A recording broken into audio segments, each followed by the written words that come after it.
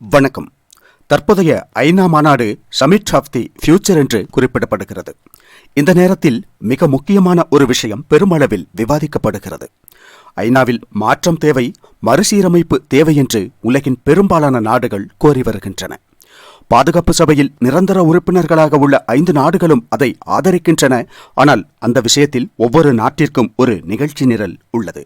ஐநாவில் மாற்றம் தேவை என்ற கோரிக்கையை முன்வைப்பதில் முன்னணியில் உள்ள நாடாகும் இந்தியா. சாதாரணமாக கோரிக்கை வைக்கவில்லை, மாறாக கிடைத்தே ஆக வேண்டும் என்ற நிலைப்பாட்டை கொண்டுள்ளது இந்தியா. உலகின் மிகப்பெரிய ஜனநாயக நாடாகவும் உலகின் மிக அதிக மக்கள் தொகையை கொண்டுள்ள நாடாகவும் உள்ள இந்தியாவை எவ்வாறு நீங்கள் ஐநா பாதுகாப்பு சபையில் புறக்கணிக்க முடியும் என்று கடுமையான மொழியில் கேட்கிறது இந்தியா. அவ்வாறு பாதுகாப்பு சபையில் இந்தியாவிற்கு நிரந்தர உறுப்புரிமை கிடைத்தே ஆக வேண்டும் என்று உறுதியாக கோருகிறது இந்தியா. அதே நேரம் G4 கூட்டமைப்பு என்ற வகையில் முயற்சிகள் மேற்கொள்ளப்பட்டு வருகின்றன. ஜெர்மனி, ஜப்பான், பிரேசில் ஆகிய நாடுகளுடனும் இந்த விஷயத்தில் ஒத்துழைக்கிறது இந்தியா. இந்தியா மட்டுமே பாதுகாப்பு சபையில் நிரந்தர உறுப்பினராக வேண்டும் என்று பிடிவாதம் ஏதும் பிடிக்கவில்லை இந்தியா. ஆனால் ஐநாவில் மாற்றம் ஏற்பட வேண்டும். இந்தியா அதில் நிச்சயம் பாதுகாப்பு சபையில் நிரந்தர உறுப்பினராக மாற வேண்டும். சீன ஊடகமான சவுத் சைனா மார்னிங் போஸ்ட் எதனால் சீனா இந்தியா நிரந்தர உறுப்பினர் ஆவதை எதிர்க்கிறது என்பது குறித்து ஒரு கட்டுரையை எழுதியுள்ளது. ஐநா பாதுகாப்பு சபையில் நிரந்தர உறுப்பினர் ஆவதற்காக இந்தியா எதுவரை வேண்டுமானாலும் பாயும். அந்த விஷயத்தில் மிக கடுமையான நிலைப்பாட்டை கொண்டுள்ள நாடு இந்தியாதான் என்று அந்த கட்டுரை கூறுகிறது. அதோடு இந்தியா நிரந்தர உறுப்பினர் ஆவதை சீனா எதனால் எதிர்க்கிறது என்பதை பற்றியும் கூறப்பட்டுள்ளது. அதில் ஐநா பாதுகாப்பு சபையில் நிரந்தர உறுப்பினராக உள்ள ஒரே ஆசிய நாடு சீனாதான். அதனால் மற்றொரு ஆசிய நாடு ஐநா பாதுகாப்பு சபையில் நிரந்தர உறுப்பினர் ஆவதை விரும்பவில்லை அந்நாடு. தற்போது ஆசியாவில் சீனாவிற்கு சிறிது மேற்கை உள்ளதற்கு காரணம் அது ஐநாவில் நிரந்தர உறுப்பினராக இருப்பதுதான். அந்த நிலையை இந்தியாவும் பகிர்ந்து கொண்டால் சீனாவின் செல்வாக்கு இல்லாமல் போய்விடும் என்று அஞ்சுகிறது அந்நாடு. அதனால் தான் சீனா இந்தியாவை எதிர்க்கிறது என்று கூறப்படுகிறது. அதே நேரம் சமீபத்திய கட்டுரை ஒன்று அதிலிருந்து சற்று மாறுபட்ட நிலைப்பாட்டை வெளிப்படுத்துகிறது. அதாவது சீனாவை பொறுத்தவரை இந்தியா நிரந்தர உறுப்பினர் ஆனாலும் பரவாயில்லை, ஆனால் எக்காரணம் கொண்டும் ஜப்பான் ஆகிவிடக் கூடாது, இந்தியா அதற்கு ஜப்பானை ஆதரிக்கவும் கூடாது என்ற நிலைப்பாட்டை சீனா எடுப்பது போன்ற அறிகுறிகள் வெளிப்படுகின்றன. பிரிக்ஸை வலுப்படுத்துவதற்காகவும் அதோடு ரஷ்யாவின் அழுத்தம் காரணமாகவும் சீனா அதன் நிலைப்பாட்டை மாற்றத் தொடங்கியுள்ளது என்று தெரிகிறது. அது மட்டுமல்ல, இந்தியாவுடன் பகைமையை தொடர்வது சீனாவிற்கு நல்லதல்ல என்று அந்நாடு உணர்கிறது. காரணம், இந்தியா அமெரிக்காவுடன் அதிகம் நெருங்குவதை பெரும் அச்சுறுத்தலாக பார்க்கிறது. சீனாவை பொறுத்தவரை அனைத்திற்கும் மேலாக வர்த்தகம் மிகவும் முக்கியமாகும். அதனால் இந்தியாவுடன் ஒரு சுமூகமான உறவை தொடர விரும்புகிறது சீனா. தற்போது நிரந்தர உறுப்பினர்களாக உள்ள நாடுகள் ஆதரிக்கும் பட்சத்தில் சீனா முட்டுக்கட்டை போடுவதாக இருக்க வேண்டாம். அதனால் அதை ஆதரிப்பதே நல்லதாக இருக்கும் என்ற ஒரு கருதலில் உள்ளது சீனா இப்போது. அதனால் ஒருவேளை சீனா இந்தியா நிரந்தர உறுப்பினர் ஆவதை ஆதரிக்கக்கூடிய வாய்ப்பும் உள்ளது. இந்தியாவும் இந்த விஷயத்தில் மிக வலுவான வாதங்களை முன்வைத்து வருகிறது. 2 ஆப்பிரிக்க நாடுகளையும் ஒரு தீவு நாட்டையும் உட்படுத்துவது குறித்து ஆலோசிக்கலாம் என்று அமெரிக்க பிரதிநிதிகள் சமீபத்தில் கூறியிருந்தார்கள். அதே நேரம் இந்தியா, ஜெர்மனி, ஜப்பான் ஆகிய நாடுகளுக்கு தமது வெளிப்படையான ஆதரவை அறிவித்துள்ளது அமெரிக்கா. சீனாவை தவிர மற்ற நிரந்தர உறுப்பு நாடுகள் அனைத்துமே இந்தியாவை ஆதரித்து பல நேரங்களில் தங்கள் நிலைப்பாடுகளை வெளிப்படுத்தியுள்ளன. அமெரிக்கா ஏற்கனவே ஒரு விஷயத்தை கூறியிருந்தது. அதாவது ஐநா பாதுகாப்பு சபையில் புதிய உறுப்பினர்களை சேர்க்கலாம், ஆனால் இனி வரும் நாடுகளுக்கு வீட்டோ அதிகாரம் கொடுக்க முடியாது என்று கூறியுள்ளது. அதில் வீட்டோ அதிகாரம் அதிக நாடுகளுக்கு இல்லாமல் இருப்பதுதான் நல்லது. இப்போது வீட்டோ அதிகாரம் உள்ள நாடுகளுக்கு மட்டும் இருந்தால் போதும் என்று 2008 அமெரிக்கா கூறியிருந்தது. அன்று அத்தகைய நிலைப்பாட்டை கொண்டிருந்த அமெரிக்கா பின்னர் பல நாடுகளின் அழுத்தங்கள் மற்றும் சர்வதேச சூழல் காரணமாக மேலும் நிரந்தர உறுப்பினர்களை சேர்க்கலாம் என்ற அளவிற்கு மாறியுள்ளது. சேர்க்கலாம், ஆனால் அந்த நாடுகளுக்கு வீட்டோ அதிகாரம் கொடுப்பதில் விருப்பமில்லை. வீட்டோ அதிகாரம் அவர்களிடம் மட்டும் இருந்தால் அவர்களின் நிகழ்ச்சி நிரல்களை செயல்படுத்த முடியும் என்பது அவர்களின் நோக்கமாகும். இப்போது இஸ்ரேலுக்கு எதிராக எந்த ஒரு நடவடிக்கையையும் ஐநாவால் எடுக்க முடியாது. காரணம், அவ்வாறு ஏதேனும் கடுமையான நடவடிக்கைகளை எடுக்க முனைந்தால் அமெரிக்கா அப்போது தமது வீட்டோ அதிகாரத்தை பயன்படுத்தி அதை தடுக்கும். ரஷ்யாவை எதுவும் செய்ய முடியாது. காரணம், ரஷ்யாவிற்கு வீட்டோ அதிகாரம் இருப்பதால் ரஷ்யாவே தமது வீட்டோ செல்வாக்கை பயன்படுத்தி அதை தடுக்கும். அவ்வாறு அந்த 5 நாடுகள் மற்றும் அவர்களின் நட்பு நாடுகளுக்கு எதிராக எதையுமே ஐநாவால் செய்ய முடியாது. ஒரு சர்வதேச அமைப்பாக இருந்து கொண்டு இந்த நிரந்தர உறுப்பு நாடுகளுக்கு வரம்பில்லாத அதிகாரங்களை கொடுக்கிறது இந்த வீட்டோ அதிகாரம். அதை கூடுதலான நாடுகளுடன் பகிர்ந்து கொள்ள அவர்கள் விரும்பவில்லை. இதற்கிடையில் இப்போது பின்லாந்தின் அதிபர் ஐநா பாதுகாப்பு சபையில் உள்ள வீட்டோ அதிகாரத்தை இல்லாமல் செய்ய வேண்டும் என்று கூறியுள்ளார். ஏதேனும் ஒரு நாடு அந்த நாட்டின் நோக்கங்களுக்கு ஏற்ப, அதன் நலனுக்காக, அதன் விருப்பத்திற்கேற்ப இந்த அதிகாரத்தை தவறாக பயன்படுத்துவதை எவ்வாறு ஏற்றுக்கொள்ள முடியும் என்று கேள்வி எழுப்பியுள்ளார் அவர்.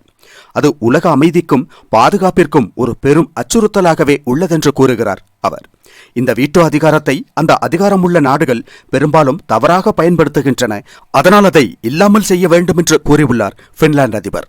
இந்த வீட்டோ அதிகாரமுள்ள நாடுகள் ஏதேனும் தவறுகள் செய்யும்போது, சர்வதேச சட்டத்திட்டங்களை எல்லாம் மதிக்காமல் கொடிய குற்றங்களை செய்யும்போது அவர்களுக்கு எதிராகவும் நடவடிக்கை எடுக்க வேண்டுமல்லவா? அவ்வாறு செய்யும்போது அவர்களை சபையிலிருந்து வெளியேற்றும் விதத்திலான சட்டங்கள் கொண்டுவரப்பட வேண்டும் என்று கூறியுள்ளார் அவர். இங்கு பின்லாந்து அதிபர் ரஷ்யாவை குறிப்பிட்டுத்தான் அவ்வாறு பேசியுள்ளார் என்பது தெளிவாக தெரிந்த விஷயம்தான். ஆனால் அவர் சொன்ன விஷயம் நிச்சயம் மிகவும் சரியானதாகும். காரணம், இப்போது பாதுகாப்பு சபையில் நிரந்தர உறுப்பினர்களாக உள்ள 5 நாடுகளும் யாராலும் கேள்வி கேட்க முடியாத சக்திகள் என்பது போல் உள்ளன. அந்த தகுதியை யார் கொடுத்தது என்றால், அந்த 5 நாடுகளுமே முடிவு செய்து அத்தகைய ஒரு தகுதியை தங்களுக்குள்ளேயே வைத்துக் கொண்டுள்ளார்கள். அவர்கள்தான் 2ஆம் உலகப் போரின் வெற்றியாளர்கள், அவர்கள்தான் வலிமையானவர்கள். எனவே அவர்களே பாதுகாப்பு சபையில் இருக்கலாம் என்று அவர்களுக்குள்ளாகவே முடிவெடுத்துக் கொண்டார்கள். ஆனால் 50 வருடங்களுக்கு முந்தைய நிலை அல்ல இன்று உள்ளது. இன்று உலகில் பெரிய சக்திகள், புதிய சக்திகள் உள்ளன.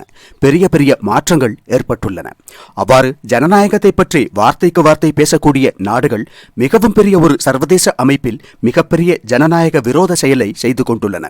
இப்போது அமெரிக்க நாடாளுமன்றத்தை எடுத்துக்கொண்டால், அங்கு பெரும்பான்மையின் அடிப்படையில்தான் எந்த ஒரு முடிவும் எடுக்கப்படும் என்பது நமக்கு தெரியும். அமெரிக்கா மட்டுமல்ல, எந்த ஒரு நாட்டிலும் ஒரு புதிய முடிவை எடுக்க வேண்டுமானால், புதிய சட்டத்தை கொண்டு வர வேண்டுமானால் அது பெரும்பான்மையின் அடிப்படையில்தான் நிறைவேற்றப்படும்.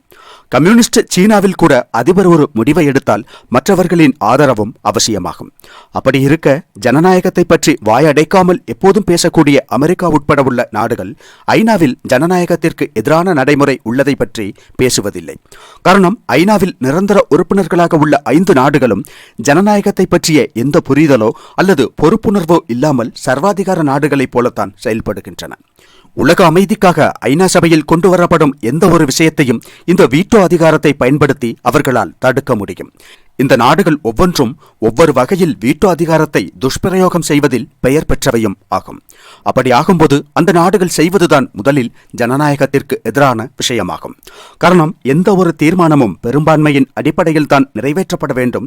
ஆனால் இங்கு வீட்டோ அதிகாரமுள்ள ஒரே ஒரு நாடு நினைத்தால் அதை தடுக்க முடியும்.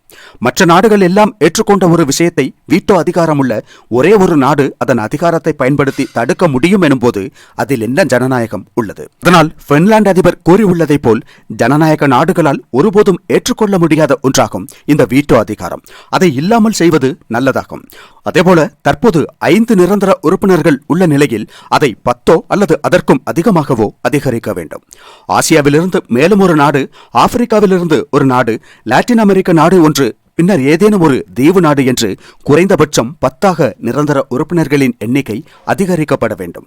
அவ்வாறு எண்ணிக்கையை அதிகரித்து உலகின் எல்லா பகுதிகளிலும் உள்ள ஏதேனும் ஒரு நாட்டை இடம்பெறச் செய்ய வேண்டும். வீட்டோ அதிகாரத்தை இல்லாமல் செய்துவிட்டு எந்த ஒரு தீர்மானத்தையும் பெரும்பான்மையின் அடிப்படையில் நிறைவேற்ற வேண்டும். அதேபோல தற்போதுள்ள தற்காலிக உறுப்பினர்களின் எண்ணிக்கையையும் உயர்த்த வேண்டும். அவ்வாறு பல மாற்றங்களை கொண்டு வந்தால் ஐநா அர்த்தமுள்ள ஒரு அமைப்பாக பார்க்கப்படும். காரணம், ஒரு 5 நாடுகள் உலகம் முழுவதற்கு விஷயங்களில் முடிவெடுக்க முடியும்.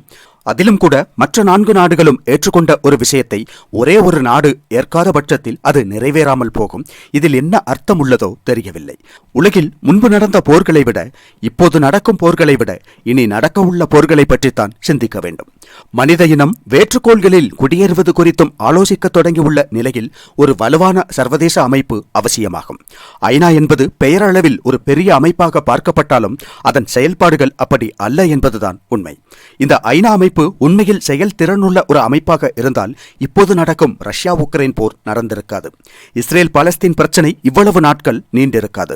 உலகில் அமைதியை நிலைநாட்டுவதற்காக, போர்களை தடுப்பதற்காக என்று கூறி உருவாக்கப்பட்ட ஐநா இப்போது போர்களை வேடிக்கை பார்க்க மட்டுமே செய்கிறது. வன் சக்திகள் நினைப்பதை நடத்தி கொண்டுதான் இருக்கின்றன. ஐநா அதை விமர்சிப்பதில் கூட கடுமையான நிலைப்பாடுகளை எடுக்க முடியவில்லை. உண்மையில் ஐநா செயல்திறன் மிக்க ஒரு அமைப்பாக இருந்தால் அதன் பாதுகாப்பு சபையில் நிரந்தர உறுப்பினர்களாக உள்ள நாடுகளின் தலையீட்டில் ஒரே நேரத்தில் 2 நேரடி போர்கள் நடந்து கொண்டிருக்காது இப்போது. எனவே ஐநாவின் தரம் உயர்த்தப்பட வேண்டுமானால், அந்த அமைப்பை செயல்திறன் மிக்கதாக வலுவான ஒரு அமைப்பாக மாற்ற வேண்டுமானால் அங்கு அதிக உறுப்பினர்களை சேர்க்க வேண்டும். உலகம் முழுவதற்குமான விஷயங்களை இந்த 5 நாடுகளின் மடியில் கட்டிக்கொண்டு இருக்கும் நடைமுறைக்கு முடிவு கட்ட வேண்டும். வீட்டோ அதிகாரத்தை அகற்றிவிட்டு புதிய நாடுகளுக்கு இடமளிக்க வேண்டும். அல்லது புதிதாக வரும் நாடுகளுக்கும் வீட்டோ அதிகாரம் கொடுக்கப்பட வேண்டும். அப்படியல்லாமல் அமெரிக்கா சொல்வது போல் புதிய உறுப்பினர்களை சேர்த்தும் அவர்களுக்கு வீட்டோ அதிகாரம் இல்லை என்று மீண்டும் ஒரு பாகுபாடு இருக்கக்கூடாது. ஏற்கனவே அங்கு தற்காலிக உறுப்பினர்கள், நிரந்தர உறுப்பினர்கள் என்ற பாகுபாடு உள்ளது. அதிலும் நிரந்தர உறுப்பினர்களுக்கு மட்டுமே வீட்டோ அதிகாரம் உள்ளது. தற்காலிக உறுப்பினர்களுக்கு வீட்டோ அதிகாரம் இல்லை. அதிலும் 2 ஆண்டுகள் மட்டுமே தொடர முடியும். அப்படி ஏற்கனவே ஏராளமான முரண்பாடுகளும் பாகுபாடுகளும் உள்ள நிலையில் இப்போது மேலும் ஒரு பிரிவை உருவாக்கி, நீங்கள் நிரந்தர உறுப்பினர்கள்தான், ஆனால் உலக அமைதிக்காக என்று உருவாக்கப்பட்ட ஐநா எவ்வாறு வேடிக்கை பார்க்கிறதோ அதேபோல நீங்கள் நிரந்தர உறுப்பினர்களாக இருக்கலாம், ஆனால் வேடிக்கைதான் பார்க்க முடியும் என்றால் அதனால் என்ன பயன் உள்ளது? எனவே நிரந்தர உறுப்பினராக இருந்தாலும், எந்த கொம்பனாக இருந்தாலும், அவர்கள் தவறு செய்தாலும் அதையும் தட்டி கேட்கவும், அவர்களுக்கு எதிராக நடவடிக்கைகள் எடுக்க முடிந்த விதத்திலும் ஐநாவில் மாற்றங்கள் கொண்டு வரப்பட வேண்டும். சீனாவை பொறுத்தவரை இப்போது அந்த நாட்டிற்கு அவசியம் என்பதால் ஒருவேளை இந்தியாவிற்கு ஆதரவளிக்க வாய்ப்புள்ளது.